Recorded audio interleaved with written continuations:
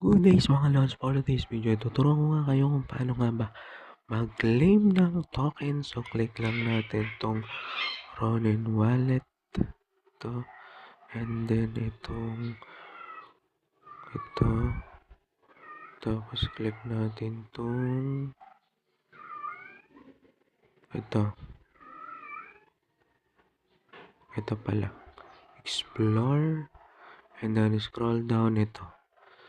Game Portal. Yan. So, tapos, i-slide lang natin ito. Tokens. Yan. Pag SLP nga mga lods. So, meron tayo ditong 6,500. So, yan. Claim lang natin yan. Click. Tapos, 5,000 lang, no? 5,000. Yan. Tapos, click natin tong withdraw. Tapos, click natin confirm.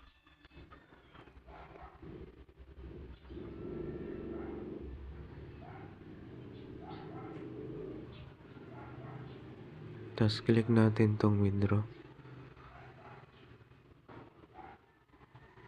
Okay. Pending pa daw pala. So, X lang natin.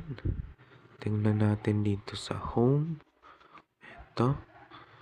Yan. At scroll down natin. So, ayun. May lumabas na 50. Yan. So, meron ng 5,000 pala. So, ganun lang mga lods, no? Ganun lang mag-withdraw dito kay Axie Infinity, no?